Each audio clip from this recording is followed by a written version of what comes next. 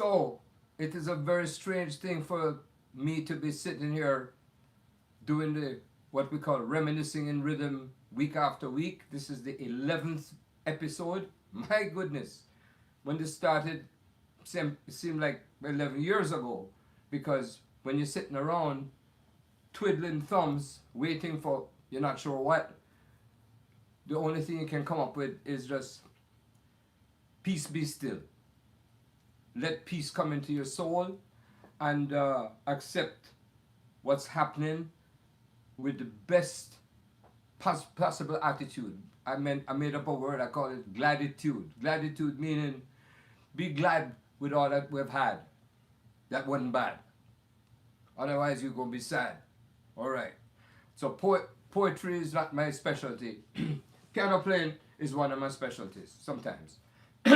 So I've been invited by the good people of the Caribbean who are celebrating the Caribbean month, this month of June, as well as the jazz month, June. So this Monty, who has lived in the two worlds, namely Jamaica, where I was born and raised, and things pertaining to the world of jazz, America jazz, you know, because there was two different worlds there. When you in Jamaica, you're thinking about just the life of it's, for me, a little boy walking down the road, stoning mangoes off the tree, yes.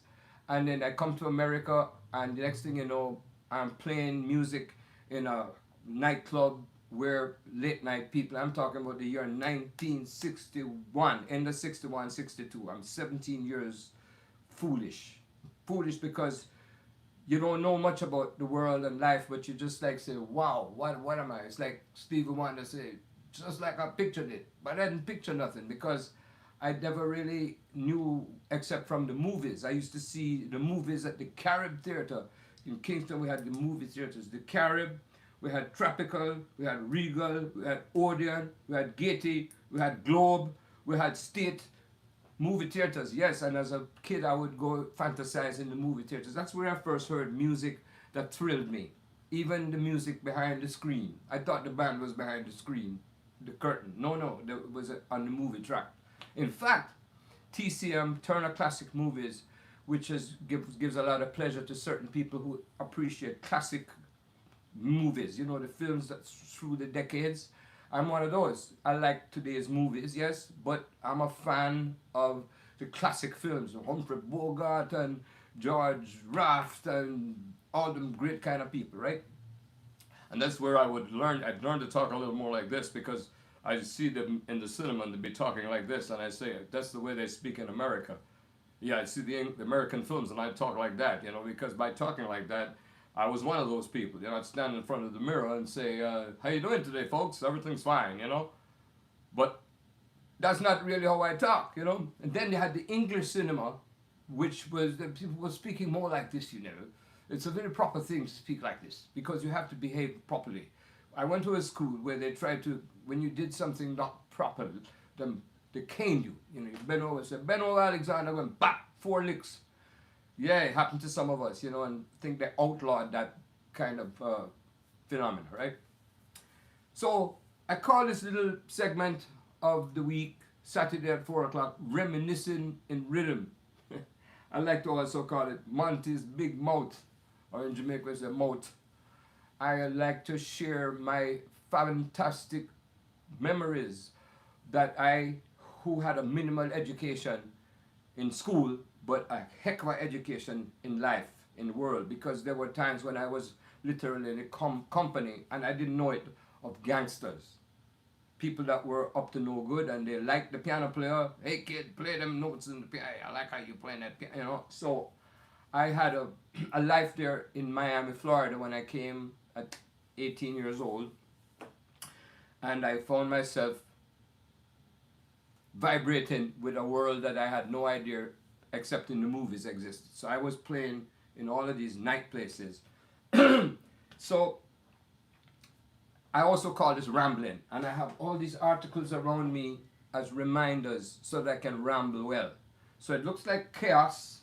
Yes, I remind myself of my dear mother and my uncle and my aunties I'm going to show you the picture. My beloved mommy, Auntie Vi, Aunt Lynn, Uncle Jim.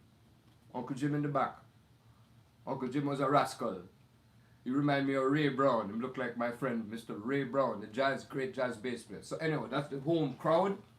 And other fabulous people that I've known that have been wonderful to me. Mr. Harry Belafonte, one of our great Jamaicans, the greatest advocate, one of them, for righteousness.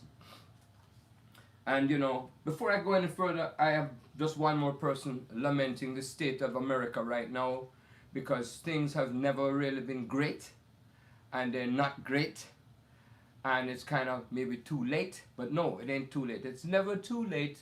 It's never too late to fix the problems, you know. And we got some problems out there, and what a marvelous thing to see the young people of America of all ethnic origins walking down the street saying, please, let's fix these problems. If you don't speak up about fixing, it's not going to get fixed. You can't fix it with a little glue, you know, super glue. No, you have to fix it with heart, soul, sometimes blood, you know. And I'm observing, because the doctor said, Monty, you're 76, don't go out there in the street, you know. He's an American dog. He says, Mr. Alexander, do not go out into the street and be careless. It's just not the best thing to do for your health. I said, all right. So, on this occasion, it's a thrill to speak to my friends, especially the people involved with the Caribbean Heritage Association based in Washington, D.C., Dr. Claire Nelson, a fellow doctor. Yes, because, yes, I got this wonderful doctor thing they give us when we stay out of trouble.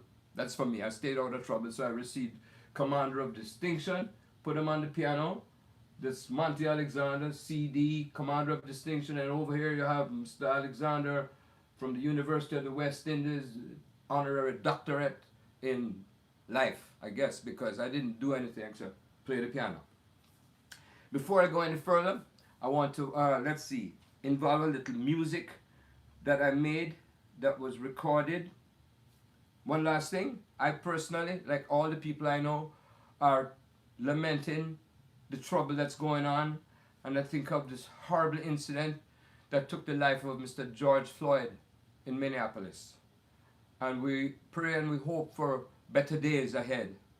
And, you know, my observation of what's going on, and the optimist that I try to be, says it's going to be a better day ahead. Okay, back to Jamaica and Monty Big Mouth. I made notes on a large piece of paper because there's so much to share. And before I go any further, I've done these shows 11 times now. This is the 11th episode, Monty's Big Mouth.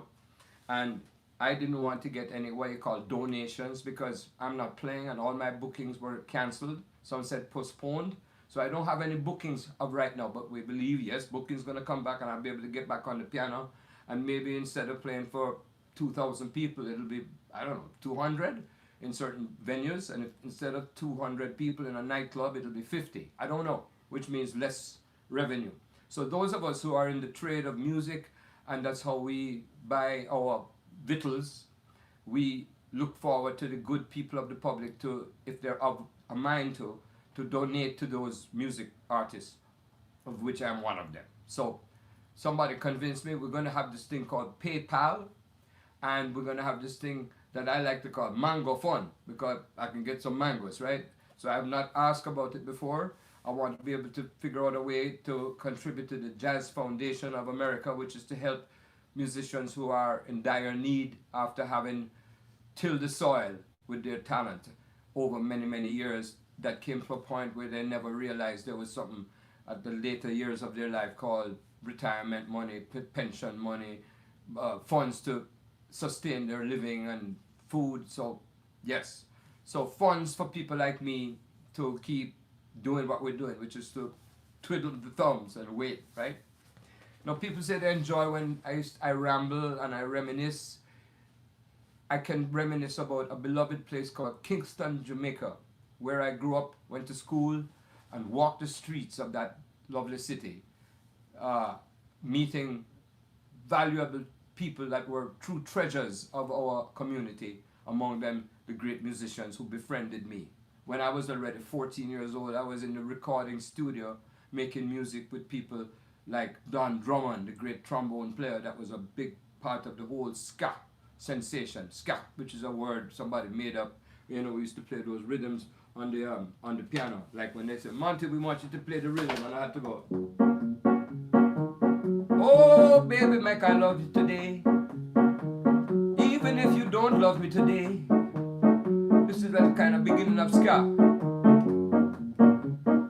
That's ska, ska, ska, ska. That's where they came from. The musicians said, play that tune with that rhythm, the one that we played last week for that singer that came in, Archie Stevenson, or the Blues Busters, or Owen Gray, or some of these guys that I played the piano for when I was already 14 years old. I sneak out of school, but we used to say, I thief out. I thief out the back gate, go under the barbed wire fence, cut my hand from the barbed wire. So what? The blood come, but say, no man, I'm going to play the piano with Roland Alfonso and Don Drummond and Tommy McCook. Yes, and that was food for me. Not sitting in a classroom hearing some Professor Brown say, this is how you play the chord, the arpeggio, the harmony, do your hands. No sir, because me already are going, yeah, yeah, yeah, yeah. I'm telling you now, Jamaica is a good place. That's what I'm doing, right? Meanwhile, I'm listening to the radio. I'm hearing my hero, Nat King Cole. Unforgettable. That's what you are. I learn all them kind of chord. Them Jamaican, them say, we learn all them chord, boy. I said, I heard it. And I go home and I go play. How about that? Who showed me that? Nobody. The good Lord showed me, Monty, I'm going to show you a chord. Listen to that.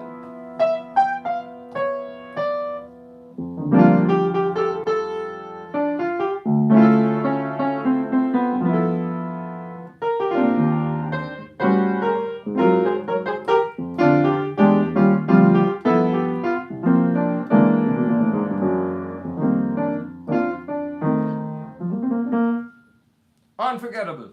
By the way, you can't see it, but on that wall is the plaque that Natalie Cole gave to me after she sold 7 million records of her album dedicated in love to her beloved and precious daddy, Nat King Cole. She gave me that. I saw Nat King Cole at the Carib Theatre in like about 1956. My hero, Nat, because he played, I never even knew he was the wizard on the piano that he turned out to be. He'd play songs like that. But meanwhile, the ballads were awesome. Nat King Cole. I have my plaque to remind me of this precious, beautiful woman, Natalie Cole, who was taken from us. She had a terrible kidney condition, and the kidney didn't hold out, and we lost sweetest lady in the world. In fact, they used to call her Sweetie Natalie. And that made me dream more about coming to America, because there were several movies I saw at the theater where Nat was in the movie singing, you know, when I fall in love, I'd hear that. It will be forever. So Nat King Cole was very important to the development and the future and the history of jazz, because he also made the music accessible to the people who wanted to be caressed in their hearts about music. So I sit here and I'm telling you about various things, but my life in early Jamaica was so valuable and so precious. I say this again. I heard Van Jones, this wonderful speaker, about what's going on in America that's great and not so great. And he talked about a movement of people that had you might be shaken, but this thing called Hallelujah anyhow. So hallelujah, praise God for what's happening. The good, the bad, the ugly, because he allows it to happen, right? And that makes us stronger in our faith. So this is a kind of a principle I operate with. I believe it, and it has made me function with music.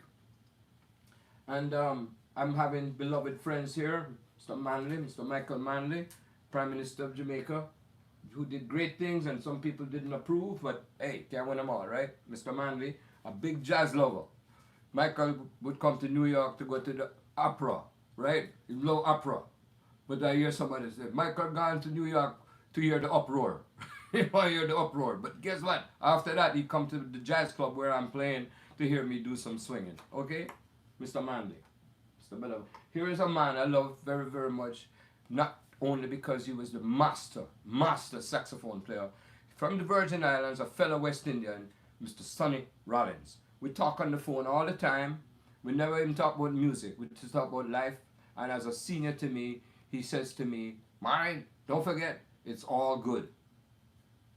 3 little words. It's all good. Whatever is happening, it's good. It's good for the soul because it makes us grow, which is the whole idea. If we don't grow, that's the end. Sonny Rollins. Theodore, Mr. Rollins, he looked like Don Newcomb, the baseball player. That's why they call him Nuke. They also call him Nuke. But Sonny had a terrible setback when he was in his apartment a few blocks away when the plane hit the towers 9/11. But guess what? This is a beautiful human being with a spirit larger than the universe, Mr. Rollins. I love him very much, yes. So, I'm not going to talk too much about those things. I'm going to tell you a little bit more about Jamaica. When I was a kid and I started playing, I ended up playing in these talent shows at the theaters where the local entertainers would perform, and I was called upon. I was thrilled to play my piano behind people like Ronnie Williams, yes.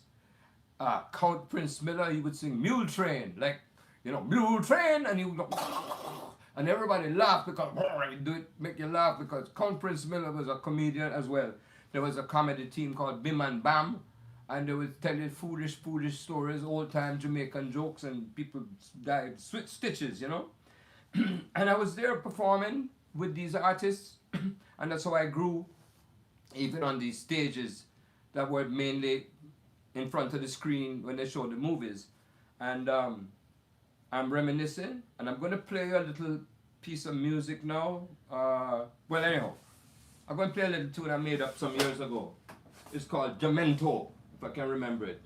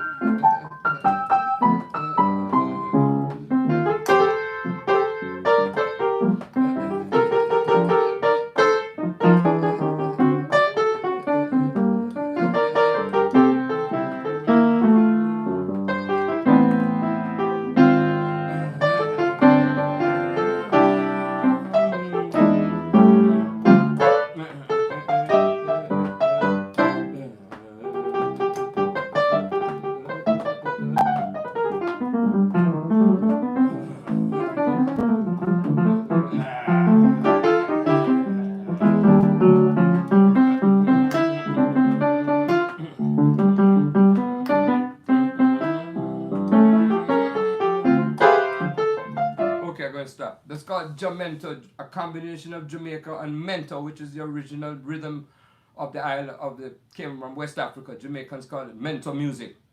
The foreigners start calling it calypso, and that's what Mr. Belafonte recorded that made the biggest hit record of 1956, I believe it was, the album called Calypso, and recorded day, Mr. Day, oh, dear delight and me want go home. Mr. Belafonte, the Honorable Dr. Harry Belafonte gave us this music that came originally from the folk music of Jamaica. So, you see the beard? This is what happens after 11 weeks, even though I've tried to shave it down a little bit. Beard is not a friendly thing in my home because my mother used to say, "Monty, Mom, when you going to shave the beard?" Because I was trying to grow a beard. They would always call me the kid. And I was not liking this reference to Monty the kid. You felt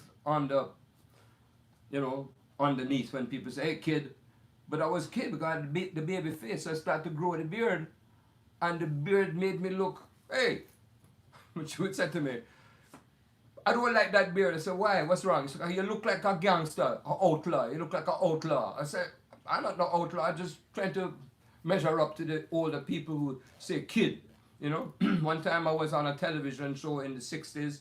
the Merv Griffin Show. I don't know if you ever heard of it, but Merv Griffin was a kind of like a Johnny Carson MC, and he had a show where he invited all the top people.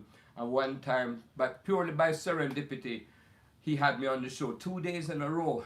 And I called my mother and said, Mom? She said, yes. I said, I want you to know on Monday and Tuesday they're going to run a program. I'm playing the piano on the Merv Griffin Show. And everybody loved it. There was dead silence on the phone. She said, this is what she said. You didn't have that beard, did you? The beard. You were more worried about the beard, right? Okay, rambling on. I tell you about those shows I did at the Carib. There was a presenter in Jamaica. His name was Horace Forbes. He used to sing like Bing Crosby. And he kind of ended up putting on these opportunity hour shows, kind of like what happens at the Apollo Theatre, happened through the decades. Ella Fitzgerald came out of Harlem, and there she was singing as an amateur, and she was so amazing. She won the contest, and then Ella went on to what a career, what a great, great singer. Miss Ella, who once invited me to be her piano player, and I was afraid to accept the job. Why? Because I had FEAR, fear that I couldn't read the music. I couldn't read music. So how are you going to not read music when Miss Ella said to you, I want to do this song. What song? I never heard that song. Here's the song. Oh, Monty in trouble, because I see the paper and I start sweating. So today it's a bit of honor and a joy to tell you about Horace Forbes, Vera Johns, another man that had a column in the Star newspaper talking about what's going on in the world, politics and culture. And that was Vera Johns, and these were these sponsors and promoters for these particular shows.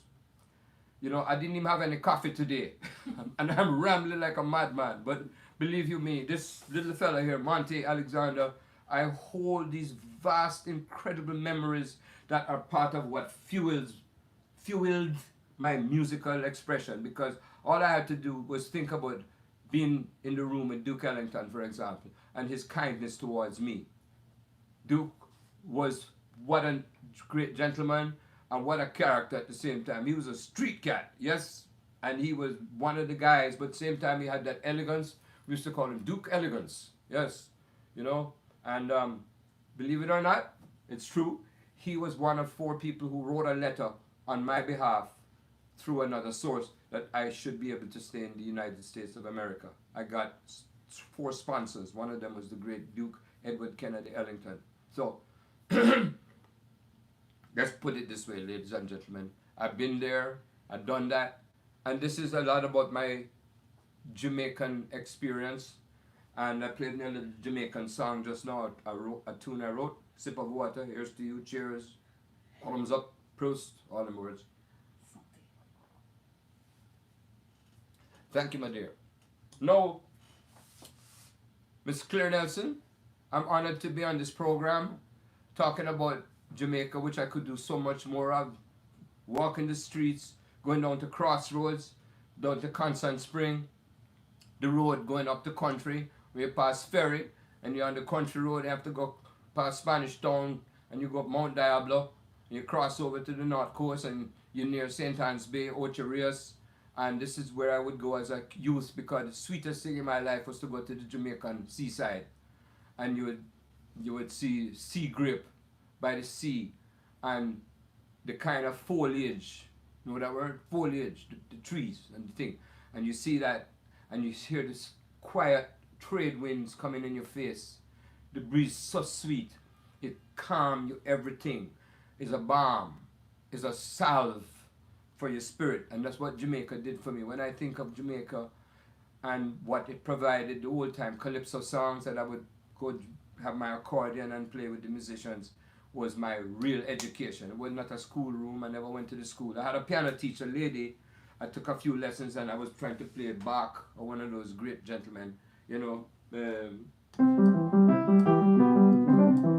kind of songs. And she said, Alexander, hold your hand up like that. I said, like this? She said, she said, no. I said, what's wrong? And she had a ruler, and the lady would, I go, bap, right upon the knuckle them, you know. Ooh. That did not encourage me to keep coming back to that piano teacher lady, because meanwhile I'm playing.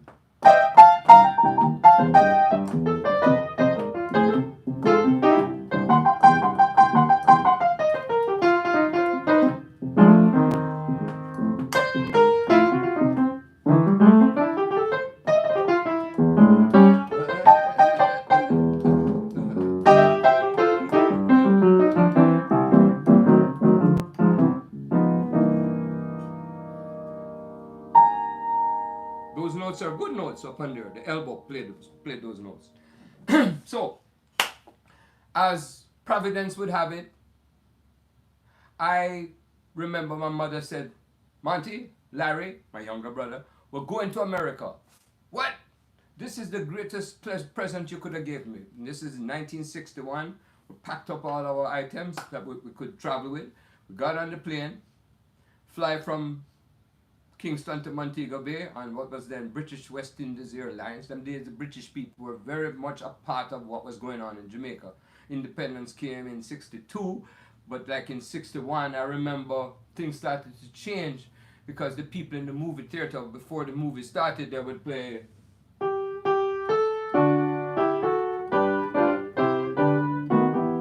Save the Queen.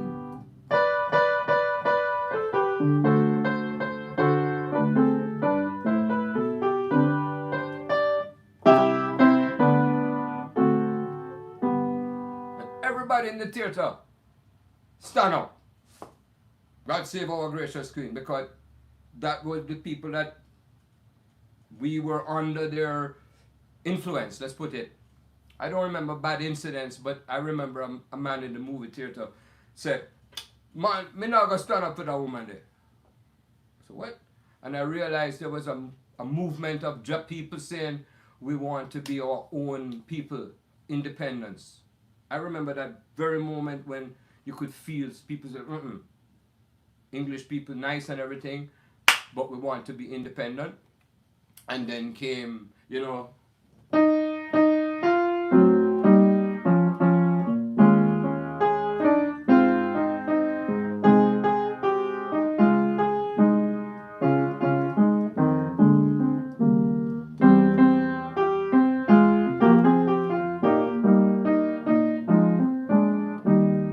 what a beautiful song.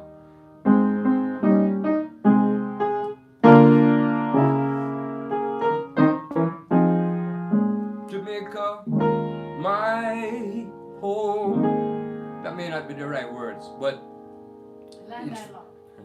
Land I love, land I love. I just want to share this. The man who wrote that, I met him when I was very young. He used to visit this man who lived, believe it or not, right across the street on Tucker Avenue in Mountain View from where I lived. His name was Alexander Bustamante. That man on the right. A bombastic character that spoke so powerfully that when he did, everybody had said, what Buster say? We called him Buster. And one of Buster's ministers in the government, because he was the Jamaican Labour Party, was a man named Robert Lightburn, a tall black gentleman. He had fingers that looked like spider.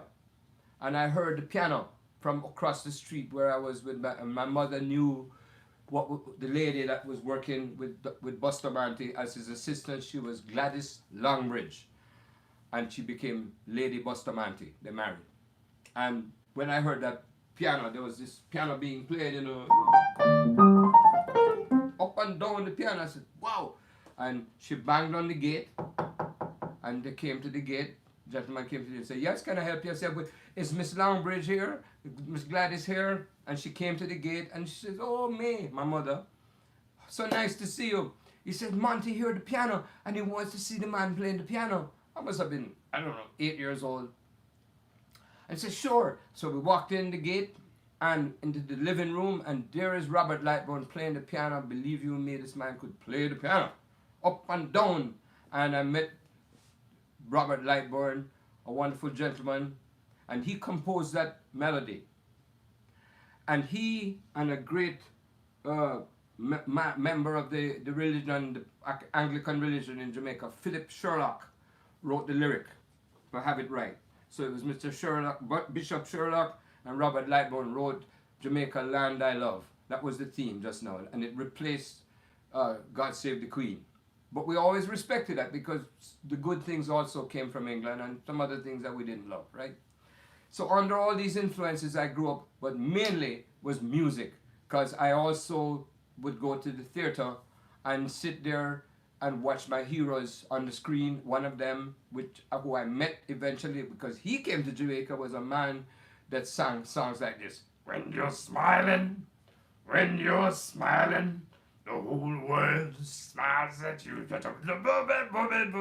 Louis Armstrong, folks. I met Satchmo and I saw Nat King Cole, but I also saw the R&B guys, including Brooke Benton, Sam Cooke, Jackie Wilson, Frankie Lyman, all kinds of people, and that filled up my cup of love for music. And when I got to America, I still didn't even know why, what, how to play, but I got a job in a nightclub, the bar and the ladies of the night, the hookers, yeah, they're at the bar, the hoodlum-looking people that were carrying weapons, we believe, tough guys, you know, and nice people among them. And I'm in there, and I knew that I could play. I had a repertoire, French word, to play whole heap of tune. I knew to play the standards. I could play When You're Smiling. I could play all them songs. I could play, name it, you know. How High the Moon.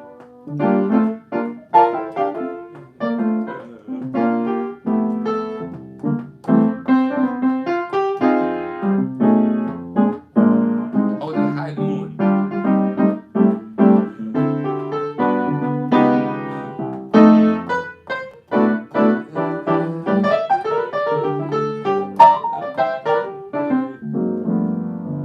How High the Moon.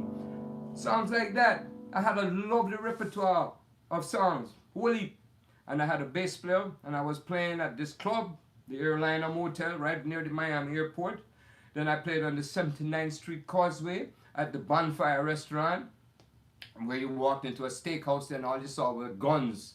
It was a steak house, and the guys that wanted to eat steak, them like to carry a gun, I guess. And it was a gun display. They had derringers, flintlocks, Winchesters, all kind of great guns in the history of gunmanship. Yes, and I was playing there, and that's another place where the characters of the night would come up. You know, you don't leave out of there till 4:30 in the morning, and people stumbling out because they drink too much liquor, and I'm just a little guy going, wow, what a world! I'm in America. Gee. One night I'm playing in a club, and who walks in the club? But this man. I keep this as a reminder of a nice time. His name was Frank Sinatra. And I hope the world never, ever forgets what this man brought to the world of art, music, entertainment. Mr. Francis Albert Sinatra. He heard me playing the piano. He had a group of friends with him, and I was invited over to the table, and he said, "Where you learn to play like that, kid?" I'm still the kid, right? This is before the beard. And one thing led to another. I received an airline ticket to go to New York and play at a place called Jilly's. And now I use that as the moment where I want to introduce my, call it, American jazz life. New York City, because I already been to Miami. Then I go to Reno, Nevada, where I'm playing in an old-time orchestra, Art Mooney's orchestra. The big hit they had was, "I'm looking over a four-leaf clover puppy." I had to play that, and I was the feature on the piano. This kid, 18-year-old Monty, because I ripped it up. Man, I didn't know exactly what I was doing, but I did it good, you know. Then I was the second time I met Mr. S, we used to call him, Mr. Sinatra. And next thing you know, a few days later, I'm in New York City at Jilly's, where Frank would come and hang out till 4 in the morning and carouse with his dear friends, all from the movie world, from the whatever world. And that's how I entered into the jazz world. And I wanted to play a song, Miss Cat. Please come.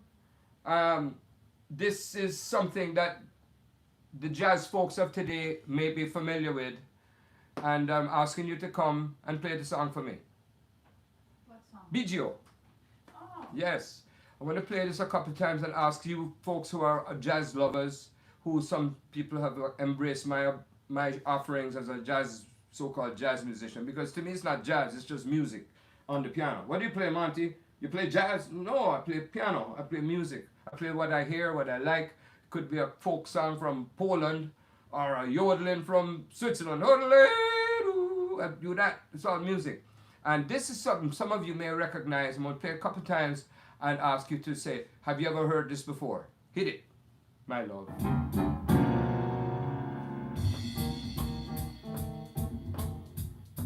Have you heard that? I'm going to start it again. One more time from the beginning. From the very beginning. Please. Okay, here it is.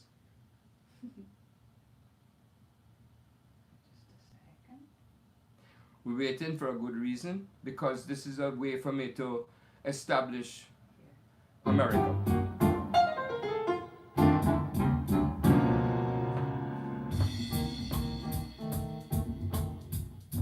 All day long at radio station WBGO in New York, you hear this music, this little riff. This is to tell you, and right now, ladies and gentlemen, playing on New York this week at the Village Vanguard is Smuggle Aguada. Over here at the Blue Note, we have Mr. Zach Pigi. Over there at the all in clubs, different people, right? This is the music you're hearing. One more time from the beginning. I get a kick every time I hear this. Why are you getting a kick? Because every time I hear it, I love it. But who's playing? Well, the person playing that is Monty Alexander. No, I don't know for sure this, but I've never heard any acknowledgement that that was me playing on that track. So I want to thank them for playing the music, but I wish them would say, Monty, that's Monty Alexander. Nobody hardly ever, I don't know if anybody said it, I never got confirmation. We all have a little bit of pride that was my idea. And by the way, it's inspired by none other than Bob Marley's Riddim. Played acoustically, upright bass, wonderful drummer, and playing the piano, and I'm playing a version of what you might think is Lively Up Yourself. And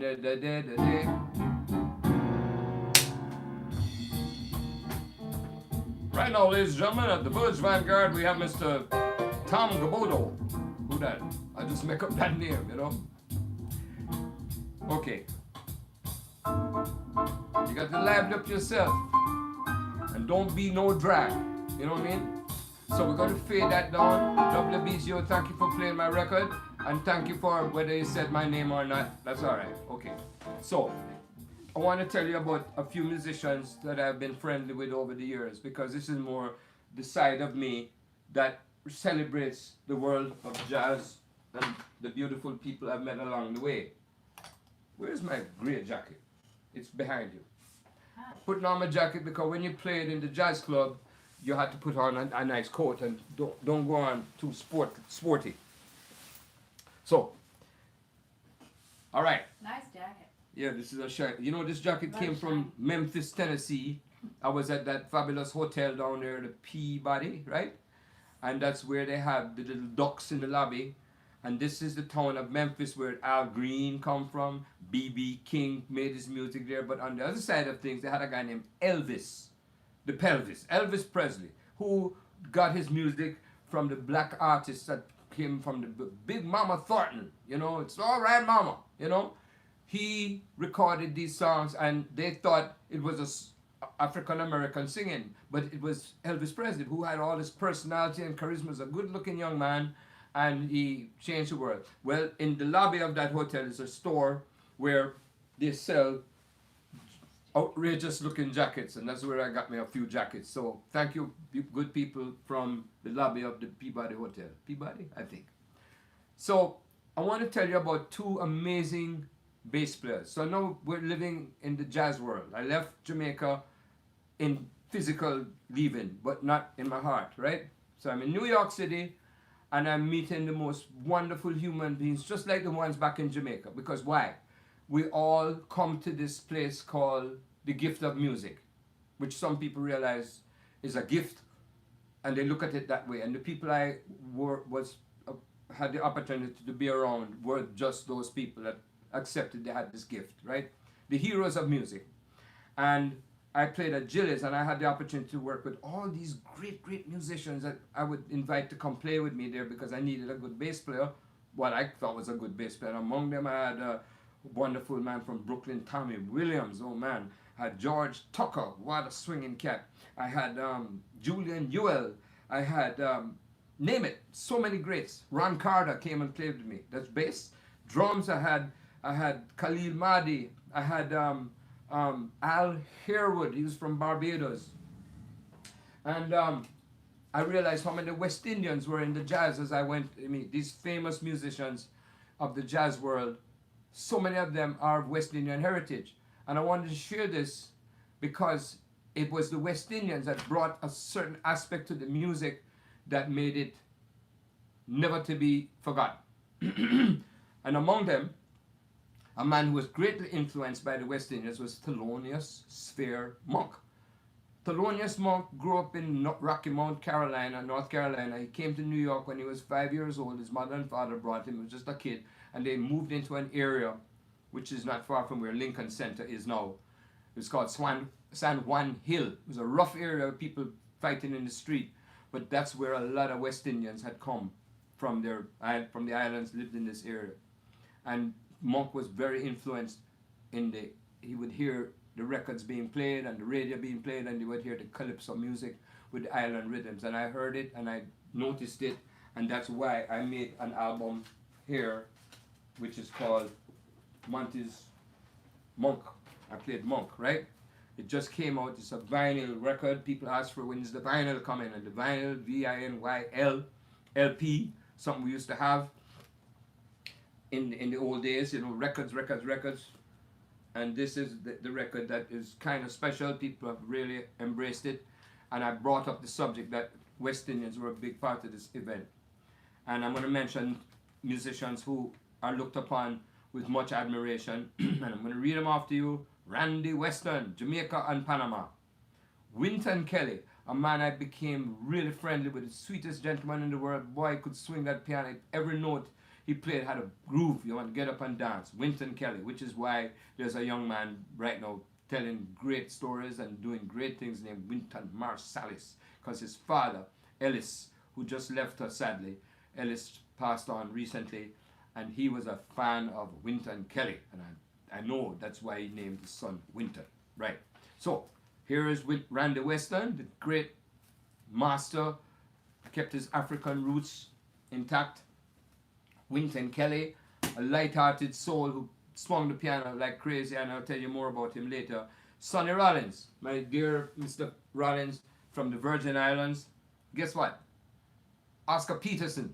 A lot of people have Oscar Peterson. He's born in Canada, but his mother and father are from the West Indies. St. Kitts, two different islands. Roy Haynes from Barbados. Blue Mitchell from the Bahamas. Eric Dolphy, I think Jamaica. There was a trombone player who played with Duke Ellington in the 30s, maybe the 20s. Tricky Sam Nanton, he played tricks. There was a more recent master trumpet player who was in the UK and came to America, Dizzy Reese, inspired, I guess, by Dizzy Gillespie, who I had the honor of playing with. Then here's Herbie Nichols, who was of Trinidad and St. Kitts origin. Then there was Russell Procope, who played the clarinet with Duke Ellington. Then there was Matthew G., trombone player.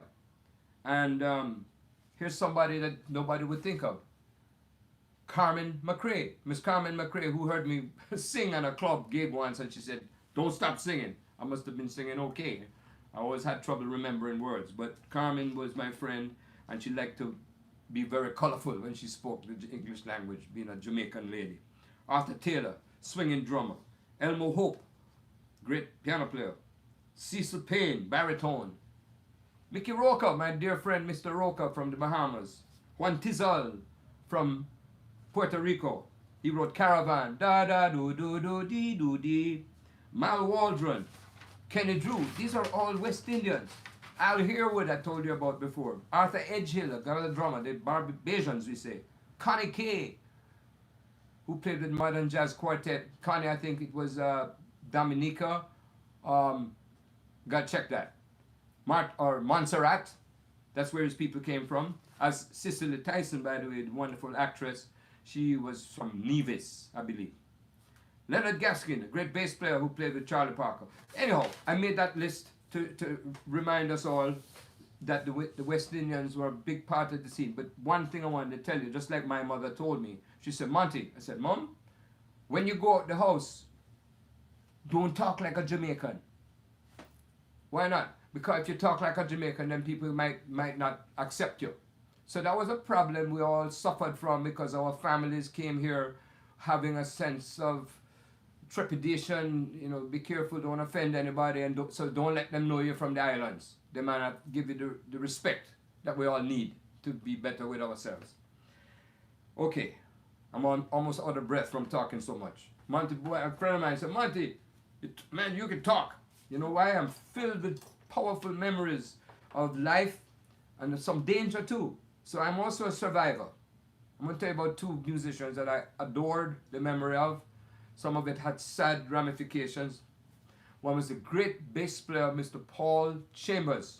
I've had what an adventurous life playing with bass players, because among them one of the greatest was Ray Brown, the man that looked like my uncle. You know? Ray. But I also played with Paul Chambers, who I asked, I said, I met him at the half note when he was playing with Wes Montgomery. And Wynton Kelly said, get up on the bandstand and play with Wes. I didn't push it. Wynton told Wes, I want you to hear my man Monty play. And I got up on the bandstand and I sat in with Wes Montgomery. And it was Jimmy Cobb, another gentleman who at 93 years old, 92 years old, he just passed away. Swinging drummer, James Cobb. Yes. So there I am, sitting in with Wes Montgomery. And that's the first time I met Paul, a sweet-natured man who was very gentle, didn't speak much. The opposite of Monty Alexander, right? And Paul laid down a rhythm. It was easy, it didn't press, and he had the beat, he had the groove, and Miles loved his playing, Miles Davis, who I understand one time, Miles, who liked to fight and box, Paul did something that Miles didn't like, and it's not nice to even share this, but I heard Miles back punched him, and why'd you do that? But Miles was a rough customer, yes he was. And so I met Paul, and he knew me that I could take care of business, and I had a job opportunity down in Miami, Florida, back to old Miami, and this was late 60s, like 67, 68. Jilly, who I played at his club in New York on 52nd Street in 1963, opened a club down on Miami Beach area in the 79th Street Causeway, and he called it Jilly's South. And he was there because Sinatra was making a movie called Tony Rome, and it was being filmed at the Fontainebleau Hotel. And they would come into the club every night, and I'm playing with a trio. And Paul is the bass player with me on this particular gig. You had to love Paul Chambers. And the musicians of Miami, man, Paul Chambers is playing with Monty. Back to Crow's Crap. And here's the sad part of it. At that time, Paul was having a lot of pressure and stress in his life, and consuming far more alcohol than is consumable. And Paul was not in a good way, and you could see Paul was having a hard time. And I was very endeared to this man. He was a gentle soul, and he was a swinging and a great influence on the jazz musicians of later years. And not long after that, it came to be that Paul passed away. And this is where I start telling you about another great bass player that the world doesn't realize how awesome this man was. His name was Bill Lee. Bill Lee, yes. A man of slight build. Bill is the father of Spike Lee. And I dare say that at that time, maybe Spike in 1967, 68 was still in school, but I'm not sure of his age, but maybe he was in kindergarten. But I'm having the joy and the pleasure of being in the company of Bill Lee on several nights. He would drive me home. He had a Citroen, this beautiful French car, and when you started up, get the air lifted up off the ground, it was just enough for him to put his bass, which was a very small instrument. It was almost like a big cello. And he didn't have a big boom sound like Major Holly or George DeVivier or these other bass players. But when he played notes. It was like they came in, where they come from? Left field, right field, above, beyond, and you never knew it. But guess what? Those were notes that weren't just to support you, but they added to the harmonies of what you were doing. And I never heard another bass player do that. The only other one that may have been an inspiration to him was a great Israel Crosby, who played with the great Ahmad Jamal. And when Mr. Jamal made that first album that was on the Billboard charts for 2 years, more, I don't know, it was a long time, Israel Crosby was the bassist. And I hear Bill Lee playing, who had been in Chicago, I believe, also. And he picked up on that and he took it to another level. So I would sit with Bill, and Bill was an aggressive man about the racial issues of America. And I would hear Bill talking and saying things that is obvious, the inspiration that fed into his son, who has made the most incredible films. And the cornerstone of these movies is talking about how people of color, black folks, are not being respected, treated right, and being maligned. So Bill Lee was a great man in that area, and he was this master musician. He mostly played with the folk musicians like Josh White, Joan Baez, and he had the first guy to put a bunch of bass players together. He called it the bass choir, the New York bass choir. And he would have Sam Jones, and he had Michael Fleming, he had Lyle Atkinson, and he had Ron Carter, and he had all these guys playing bass. And at the funeral of Paul in Harlem, and I was at the funeral, and I'm sitting next to Wynton Kelly, and the bass choir plays a hymn, and it was Duke Ellington's. It's a hymn, really. Duke Ellington's "Come Sunday," and there is Mr. Paul Chambers deceased in the casket. And it was a shuddering time because I had never been to funerals much as a kid. I didn't want to go to a funeral, you know. I remember seeing a neighbor down the street when I was a kid, and I shuddered that night. I was, my goodness, that person isn't breathing anymore. Wow, wow. And there was Paul, and the bishop of the church was none other than Wynton Kelly's uncle. And I'm sitting there, a part of that. Of course, I'm privileged to be with these heroes of mine, but at the same time enjoying the friendship I'm experiencing. And they started to play "Come Sunday" with the bow.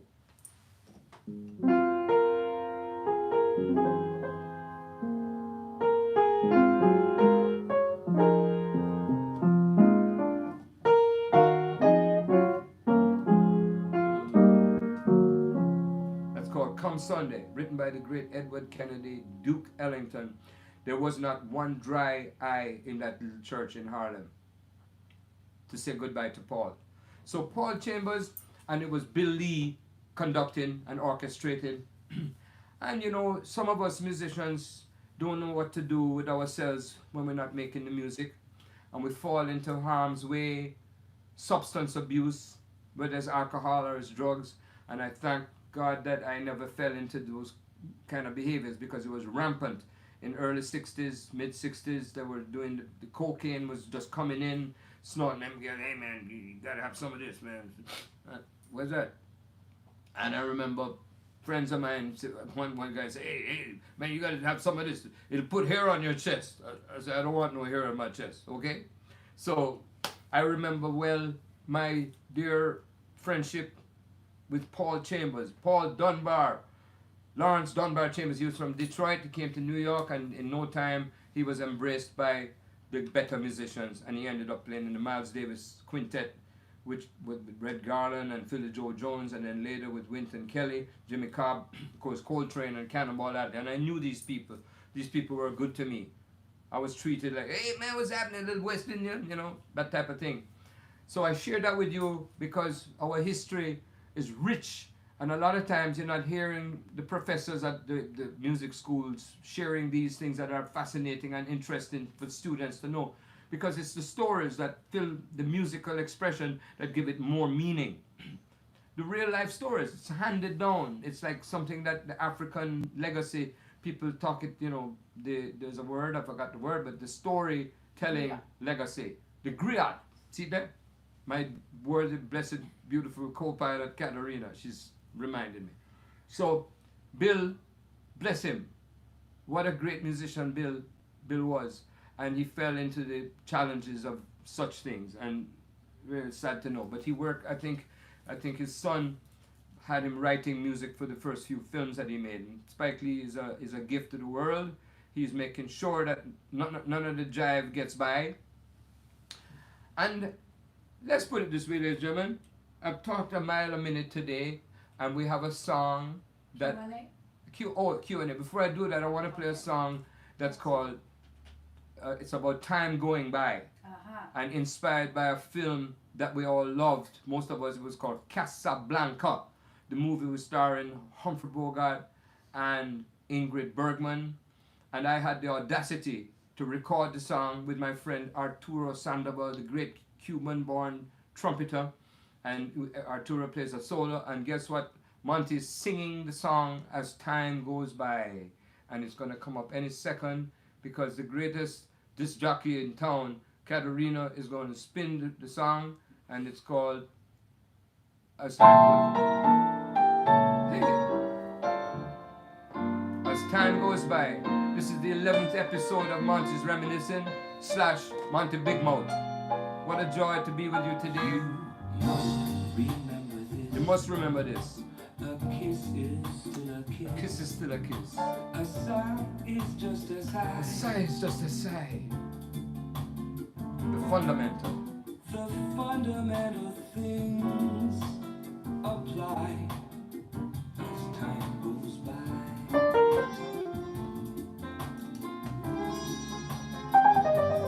And when two lovers woo, they still say I love you. On that you can. And by the way, ladies and gentlemen, tomorrow night, Monday night, June the 15th at 8 o'clock, you can keep it going.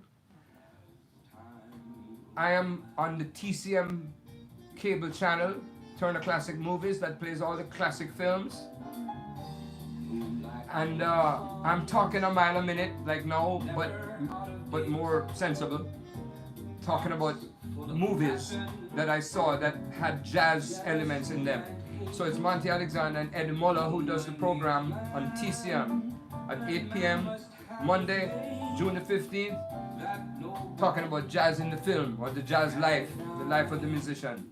And I'll be Monty's Big Mouth, yes again. And I just want to say right now, as we say in Jamaica, walk good, as Miss Louise Bennett would say, as Mr. Bob Marley, the Honorable Bob Marley would say, one love. And as I say, give thanks, bless up, and it's an honor to be with you today, whether you're from down the way where the nights are gay, you know what I mean? Gay, another word for gay, have a good time. And also, Arturo, play me a solo, brother. And by the way, I made a whole album of vocals.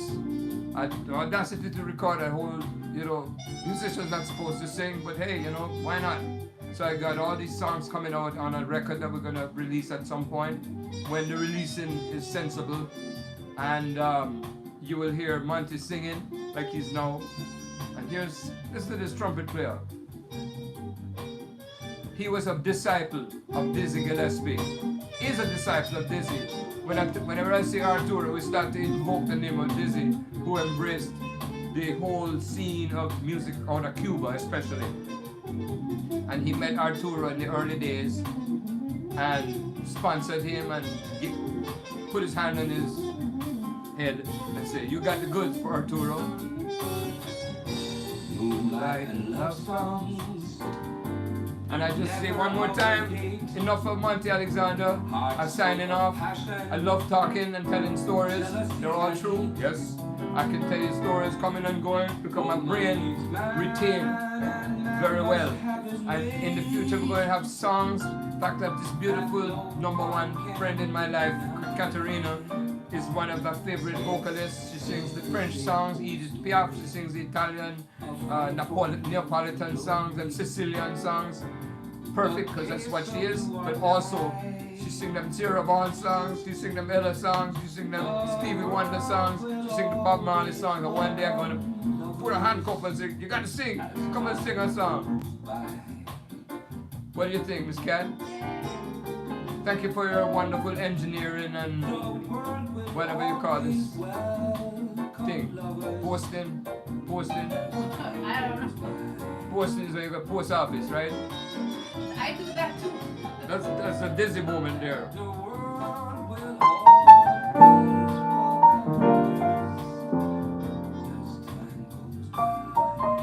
That's the clock.